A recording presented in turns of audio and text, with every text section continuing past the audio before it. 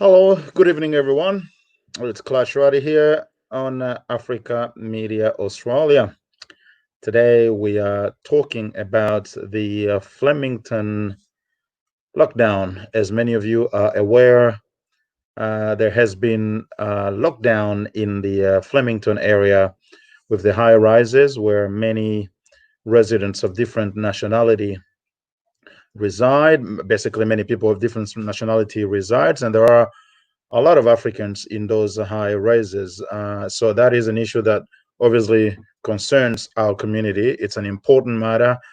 People have been obliged to stay in their residence for 3 days now, I think, and it was initially planned for 5 days, but there could be some changes. I'm not sure. There's been some recent development in this issue. So tonight we're just really going to be going through the issue, asking people to voice their opinion, to speak out in relation to this important matter. It's not it's the first time this has happened in Victoria and in the whole of Australia, as far as I can tell.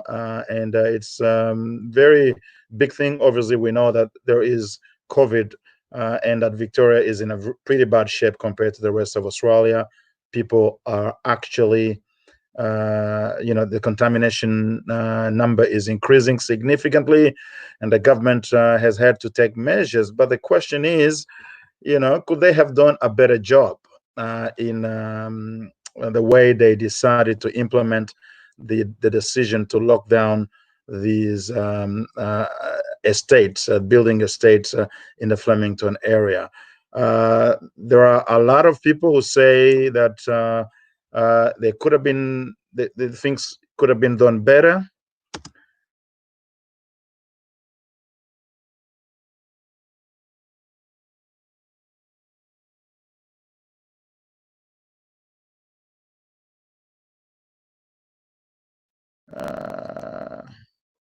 Sorry, we've had a bit of a technical issue there with the camera going off for some reason.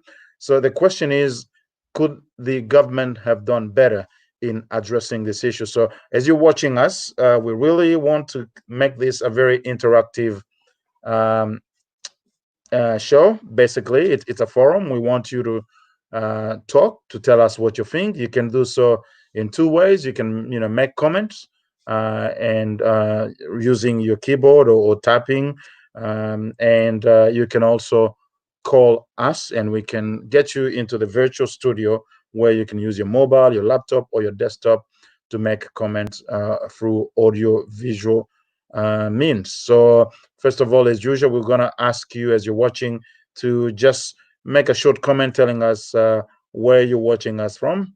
That will be appreciated. And then if you have any questions, we'll obviously be happy to address some of those questions.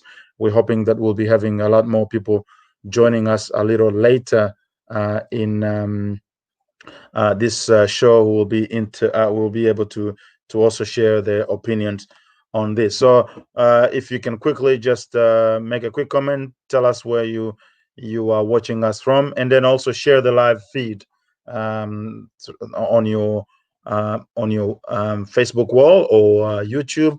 If you share, and then that means more people will be able to see this, and it'll be a good thing. So the lockdown happened very quickly. It was decided by the government, and all of a sudden we start seeing basically the police cars, going to the direction of Flemington, and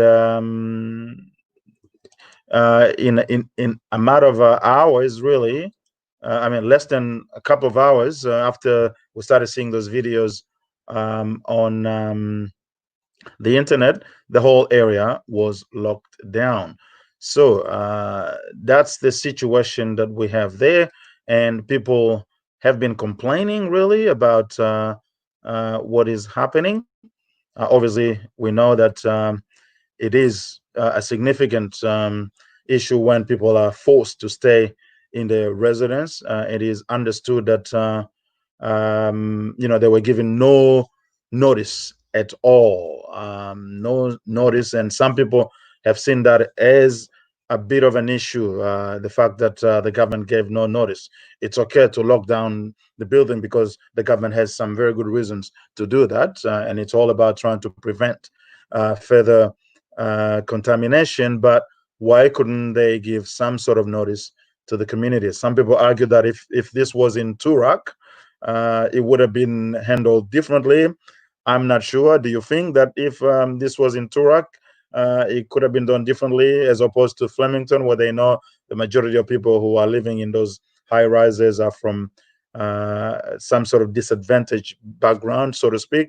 I mean, not all of them, but it is understood that many of those housing being those estates being government houses, people who are there have qualify as people from disadvantaged background, so to speak, multicultural background, or vulnerable people in some sort.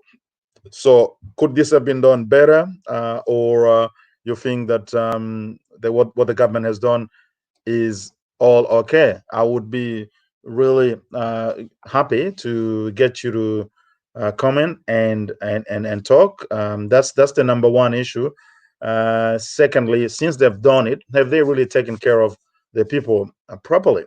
That's the second issue in relation to this, because it's one thing to lock these people in their residence, and it's another to really take care of them to ensure that the issues regarding that lockdown are minimal. And number three, in terms of all the testing and everything that has to be done, or it's still being done, does the government has the right to actually force people to be tested? And I understand they are not actually forcing anyone to be tested, even though that's what they're really aiming. They're not forcing, but they're kind of wanting everybody to be tested. And we've seen report in the media that some people obviously are not wanting to be tested, and that obviously that is a bit of an issue. It's a human right issue. If you say that you don't want to be tested, that's the government has a right to force you to do so. The lawyers, there's actually a group of lawyers and many community leaders who and many organizations for that matter, who have published a media release, and they are pretty much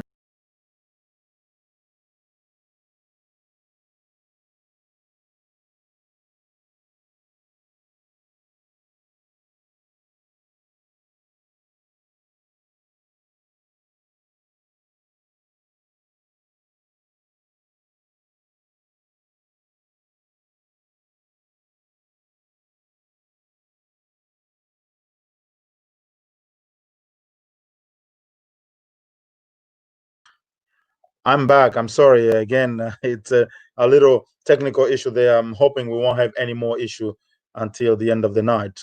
So I can see Abby Akinbi saying she's watching from Melbourne. Steve Daco watching from Langwarren, Victoria. And Steve is saying encouraging people to get tested under free will, not forcing. Yep. Initially, it was kind of understood that they were people were saying that they're going to be forced to be tested, but it's not actually testing them. They are encouraging them, but that encouragement is kind of on a borderline. We understand whether it's kind of really you got to be tested. We're not going to force you, but you got to do it. Something that some people are not necessarily very happy with. And the community leaders have really expressed their concerns in relation to this whole incident. They think that the government could have handled it better, and that the way it was done is not really good. So that's another issue there that we need to have a look at. We will see if we can get some community leaders to join us sometime today to talk about that. And also trying to actually join one community leader online. I am yet not successful, but hopefully that will happen in the next few minutes. For those who may not be very familiar with the Flemington area, which is pretty much it's very close to the CBD of Melbourne. It's about 5 to 10 minute drive really from the CBD, and you have all these high rises you can see there. There are quite a few of them in the surrounding, and all of them. I mean, not all, but most of them actually, I think, were locked down, and that was on the basis of what government found to be. They found that it was really something that needed to be done. Abby says, I think the government housing is in Turak. The government will still act the same. Let's not forget the first clinic to be closed due to coronavirus in Melbourne is in Turak. That's what she says. Yeah, clinic. Suppose it's a different thing though, from a whole housing estate with so many residents. But I did get the point there that you think that the government would have acted the same if this was in Turak. I've been watching. I've been reading an email thread from our African group, and a lot of people are of the view that it's actually really divided. There's a group of people who are supporting what the government has done, and they say there's nothing really related to race there, and Africans should not make an issue of that, which is fair enough, because there are not only Africans in those high rises, there are many others, and many other nationalities. Although the underlying question there is, as I said earlier, if it was a more affluent suburb with lawyers and professionals who would be quick to challenge the government, would the government have acted in the same way? Some people think yes, some people say no. And then there's this other group of people who say no, I think the government it's been heavy-handed. Apparently even the police union expressed their concerns in the way the whole lockdown was implemented. And I've just got somebody who sent me a press release from a group of about close to a dozen organizations, including the Flemington Kensington Legal Center, which is a legal center that is located in the area that has worked for many years, trying to support people with a variety of issues there. And they even helped two young Africans to take Victoria Police to court on the ground of police brutality and racial profiling. I think it was more like racial profiling a few years ago, and they did win that case. Even, I mean, it was settled out of court, but we know that the police decided to settle it because they could not win the case. So there's Flemington, there's Get Up, there's Amnesty International, Color Code, Police Accountability Project, Fistro Legal Service Incorporated. Now, these organizations, they signed a media release where they condemned a lot of what has been done. I'll try to go through that media release because I think it gives us a little bit of lights in here. But before I do that, let me see what are the questions. Again, I remind those who are watching, please ask your questions, make comments. You're more than welcome to also intervene through audio-visual means. We can send you a link and you can come and comment in the studio. Steve Daco says, getting the test is a way of helping the other community. Refusing to test, to me, is being selfish after we're all in this together. Yeah, that makes sense. It is good to be tested. Some people, though, may have any number of objections of being tested, and that's their right if they do that. But obviously, the point you're making is that it'll be good for people to do that because it helps the community. And then I have Mervat Oya, who says, how do you compare the clinic outbreak to the housing issue? Please explain. I suppose this was in response to what Abi Akinbi Abiola was saying. I suppose it's a little different there between, what the shutting down of the clinic in Turak, the initial one, when this whole thing started. If you want to compare that to the lockdown of these buildings, it's a different matter. But I suppose everyone will kind of trying to justify that. I'll come back to this joint media release from these organizations that I've just told you about. They say legal and human rights group condemned the heavy-handed policing response to a public health emergency rather than the much needed support communities need to prevent COVID-19 transmission. We stand in solidarity with the 3,000 people in hard lockdown. So there you go. You got about 3,000 people who are involved in this whole lockdown. They go on to say the deployment of hundreds of police and the coercive measures across public housing estate in North Melbourne and Flemington is a discriminatory response to the prior failings of the Victorian government. Yeah, they obviously saying that the Victorian government has some, responsibility to take. They failed to do a number of things, and so there's a heavy-handed approach. They continue to say this includes the failure to provide adequate public housing, translated health information, and culturally appropriate health care. Yeah, for these organizations, they think that if the Victorian government had acted earlier in improving public housing, perhaps this wouldn't have happened. They continue to say announcement made on the 7th July 2020 do not change the circumstances for residents.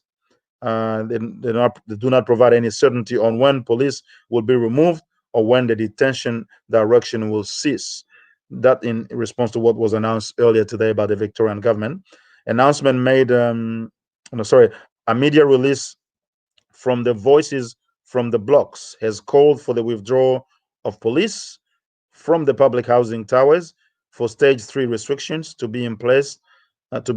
Instead, infection prevention measures, local testing sites outside of the towers, and for effective coordination to ensure food, medical, financial, mental, and social services needs are met. Up to 500 police officers per shift and officers stationed on every floor is unnecessary and unacceptable. This will cause further distress and trauma for residents, given the experience of violent and racist policing of Aboriginal and Torres Strait Islander people and communities of color. The COVIDpolicing.org website has found that interaction with police regarding public health restrictions have left individuals feeling frightened and intimidated. Legal and human rights organizations have raised several times the concern that the policing of public health restrictions are felt hardest by communities that are already over-policed and marginalized. So it's a long, media release. I can't go in all of that, but what these organizations are saying, and there are, as I said, a dozen of them, all appear to be related to, community legal centers, human rights, Amnesty. They believe that the Victorian government could have done better and must do better in relation to this. So they don't want to see police being too much connected to the management of public health issues. I suppose you can't avoid to get the police involved in some of these issues. At the same time, it's not a good idea to deploy a whole lot of policemen out there, policemen and women, so to speak, out there, if the matter could be handled differently. For us Africans, I've seen some comments from people on social media where they are really complaining. They think that there's an element of race in there, but a lot of people say no, there is no element of racism in this. This is just a public health management decision by a government that is under pressure to do more and do better in relation to COVID. Because remember, the rest of Australia is doing quite well in terms of COVID. Victoria is in a lot of pressure in addressing this, so they have to take measures to try to minimize this, but it doesn't look like it's doing much of a difference at this point. There's still quite a lot of issues. In fact, we're going back to level 3 restriction, although it can be argued that what they're doing with the Flemington and North Melbourne lockdown is going to help, at least for people in those housing estate, and more broadly for Victoria. Now let's go to some new comments there. I can see Mustafa Barry saying, I think we should refrain from drawing conclusions of racism as soon as African communities are involved in situations.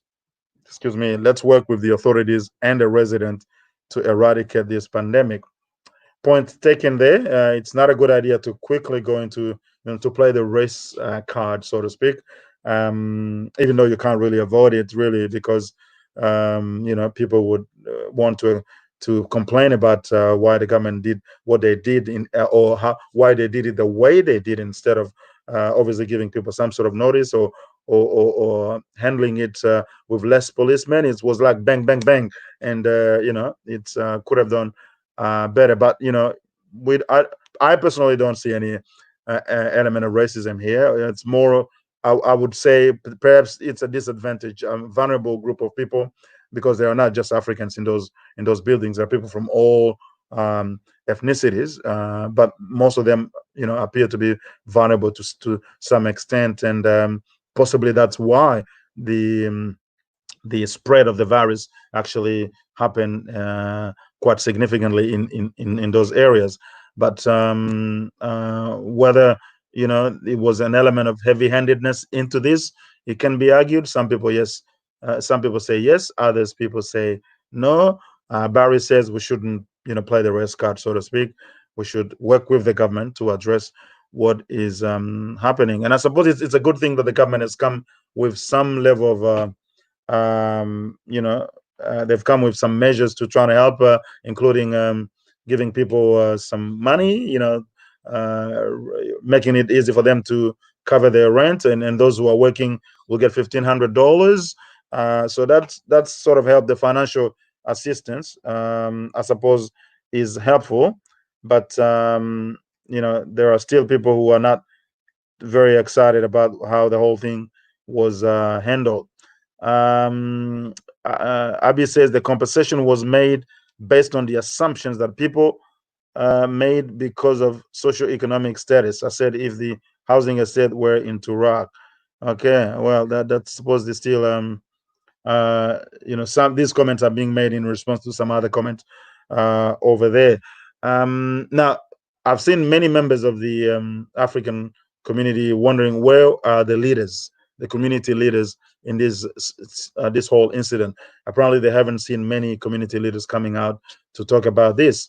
Now, it's very difficult to say this because nowadays there's a bit of not a bit of, but there's a lot of fragmentation in the media space. So sometimes leaders may have made some comment in some media that could not, that hasn't been picked by mainstream media. When you go on the internet, though, you see a lot of things. You see a lot of people commenting on video as well as through text about what is happening. But we have to say that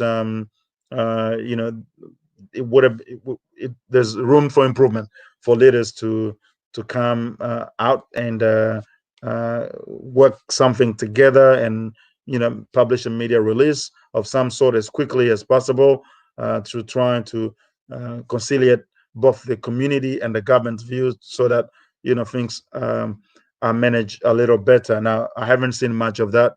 I have to admit, I don't always see everything, and I've been quite busy over the last couple of days or so, because this is even the very first piece we're doing on this issue, even though it started on Saturday. So perhaps there's something out there that has been done that we're not aware of. Now, let me go back into more comments. Wayne Gabriel says the compensation actually says first release said 5 days lockdown in Flemington and of Melbourne, and now they say it may go up to 14 days. So do we know exactly how long it is going to be? Very good question, Wayne. I don't know how long it's going to go. In fact, I have a feeling that it may go much longer, even longer than 14 days. I have a feeling that the government would want to really be sure that the infection rate within that population is controlled, that people have had at least 2 weeks, because that's the only way you can actually make sure that these people are not going to contaminate others. That's why the quarantine period is 14 days. So when they said 5 days initially, it may just have been a public relation strategy to trying to minimize the issue, and say, okay, we'll tell them first it's 5 days, and eventually we could change. Because if they go ahead straight away and say people are going to be locked down for 14 days, well, they could get some sort of revolt of the people there. So perhaps, and I'm not saying this is exactly what happened. This is just my guess that they may have done that to trying to minimize the shock, so to speak. So we will see. Things are doing pretty bad in Victoria right now. I'm not sure if there are people watching us from the rest of Australia. Feel free to comment, tell us what's happening there. We know I watched a report earlier today that almost everywhere else in Australia there is no new cases except maybe in New South Wales, and some of those new cases are just people coming from overseas who are in quarantine, but no community transmission. So it's only in Victoria. And by the way, that's a question I would want some of you to answer. Why is it initially Victoria had some of the toughest measures when the whole thing broke out? So you would think that they would reap some of the benefit for that. But it looks like, despite the very tough measures that the Andrew government took initially, well, we're still in a very bad shape, worse than anybody else. So what went wrong? Why is that Victoria is the only state in this situation? Some of you may have a bit more information or knowledge in this area, public health expert of some sort. Maybe why Victoria is in the situation it is now. Martin Ajak says residents were asked to sign document that lockdown will go up to the 18th. Okay, so that's pretty much 14 days. Thanks, Martin, for sharing that information. So we know that it's going to take a lot longer for some of our people. I mean, for all of our people who are in those lockdown building. And Alem Cherkos says it looks like people are being put into detention. Now, I watched some documentary, or not documentary, news report rather, a few weeks back, or actually more than a few weeks back, when the whole thing was starting in China, and how the Chinese government was handling the whole lockdown of Wuhan and many of the other areas. It was really heavy-handed. The police was very serious and in taking people outside of I mean, pushing people to go back in. If you go out, they will detain you and then eventually put you. But it was was really rough. Now, I don't think this is exactly what is happening in this case, but it's very close to that, where all of a sudden, bang, you're not going out, you're staying in your house, and we don't have to give you notice. That's the way it is. You got to stay in there for 5 days. That's, to me, sounds more like the Chinese government rather than a government in Victoria. But I have to admit, this is a critical health issue, and sometimes we may have to lose a little bit of our freedom to be able to improve things in the community. I wouldn't want to be in that position myself, and I think people deserve to be given some sort of notice. But it's debatable. We'll see what happens. Now we have more. If people have been asked to sign documentation, I don't know why they have to make people sign documents to stay in a lockdown. Perhaps is there any particular legal reason for that? If you're watching and you have some sort of legal background, that's it'll be good if you can try to make a comment and explain why that is needed. But overall, I think it's a pretty difficult situation. It hasn't been done before, so therefore there's no precedent, and because there's no precedent, we don't really have something we can compare this situation with, and it's a bit tricky to assess it. It remains the case that the government has a right to take whatever measures they see fit to address the health crisis, because that's good for the rest of the community, even though some people will fall victim in that whole process. Now, one other element in this is we've seen the solidarity that has been expressed through this whole situation. People are being asked. I mean, we see people coming to offer food. There was the Sikh community of Australia, for example, the Indian group that has been quite active in offering free food. But we've seen on social media the way some people have complained about the food. Some of the food that were offered by, I'm not saying because the sick are only offering uh, free hot food, but there were some of these packaged food that had expired, and people come and drop just food because people are not even able to get outside of their door in the corridors of these big buildings. They are required to stay indoors, not even open their doors. So the police is everywhere, and that obviously has some mental health issues. And for food, they just drop it. They'll drop something in front of your door, and it's not your choice really what food you want. So if it's something food, for example, let's say there are some African people who wouldn't much appreciate Indian food or the other way around. So, but you're giving them Indian taste food.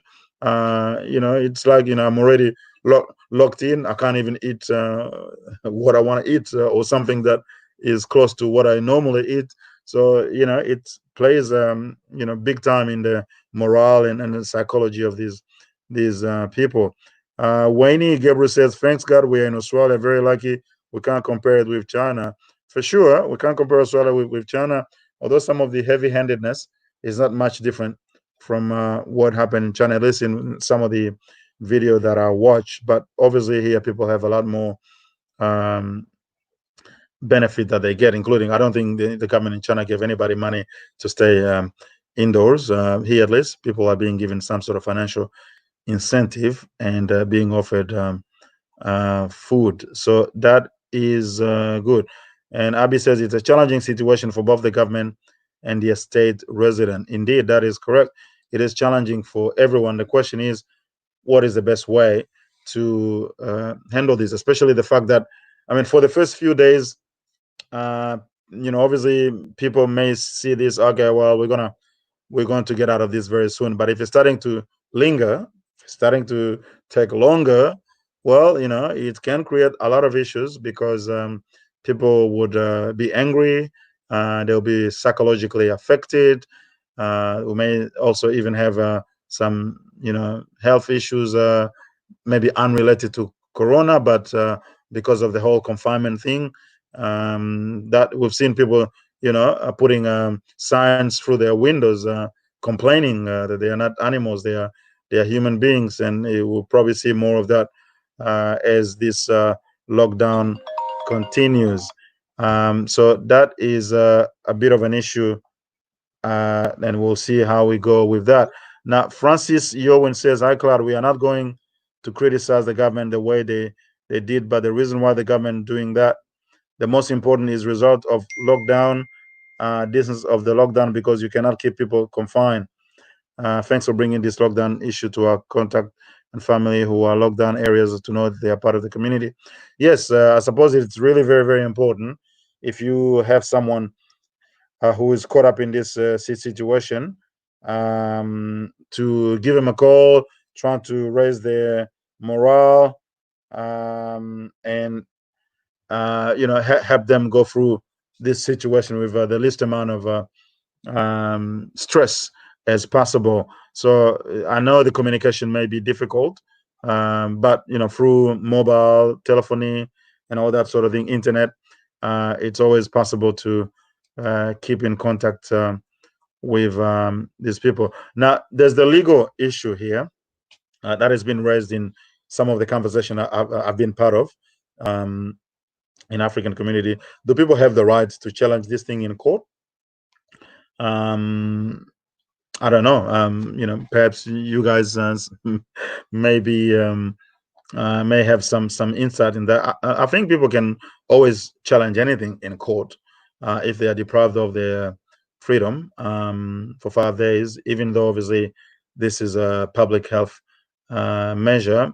It could be challenged in court with regards to the consequences that all this may attract. We'll see what happens. And I've seen some African lawyers, for example, offering legal assistance to any individuals wanting to take that. So if you are in that situation that you want to consider any legal avenue in relation to this, if and you need help, we can you can contact us. We'll be able to put you into contact with some of the people who are doing that.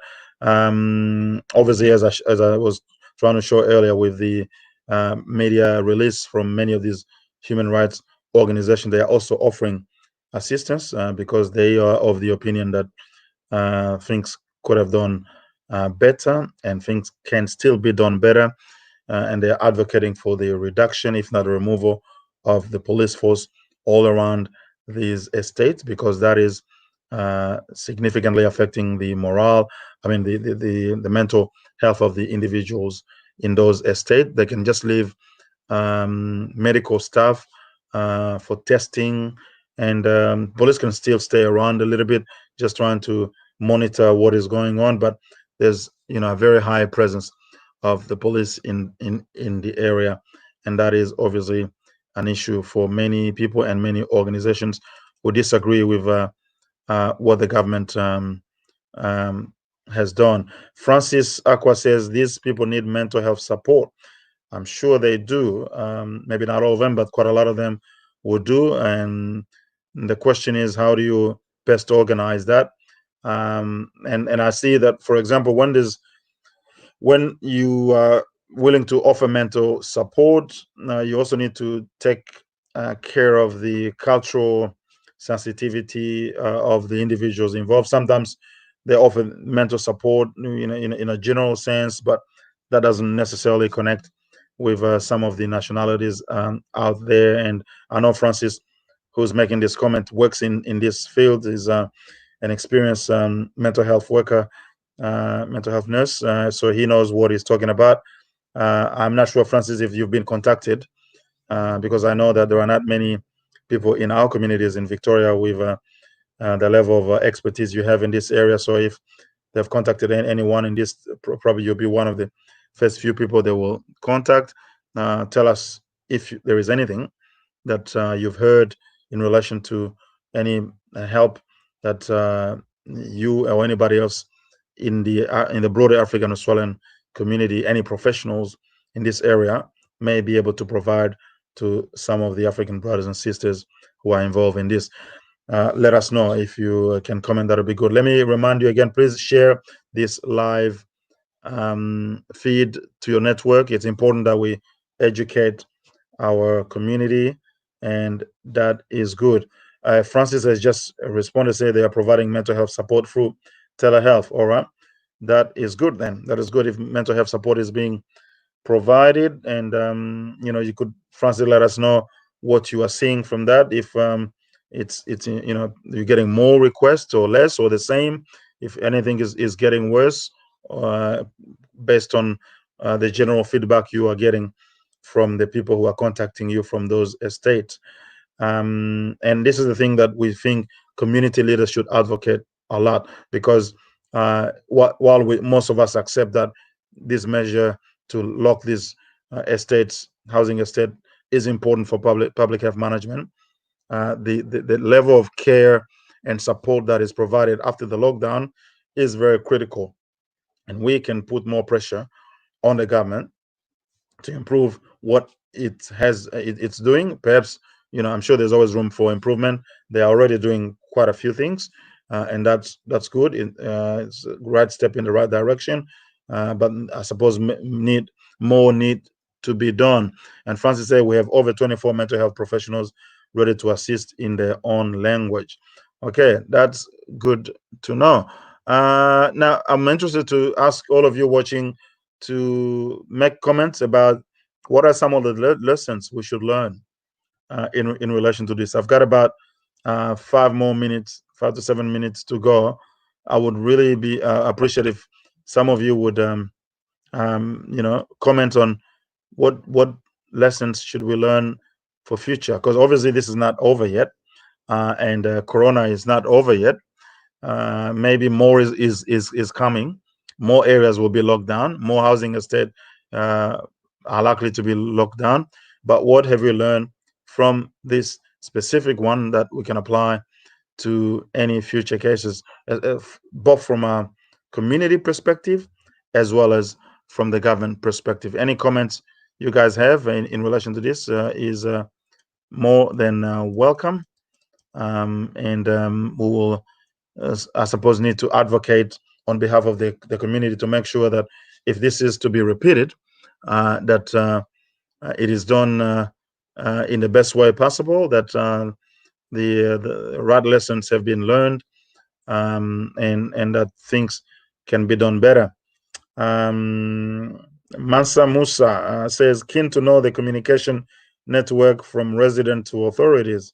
Yeah, actually, that's a good thing. I don't know how the residents are communicating, if it's just everyone trying their best to communicate, or there's some sort of representation of some sort, whether the residents have any forum where they kind of discuss and then communicate their thing. I saw one thing earlier today about what the residents were asking.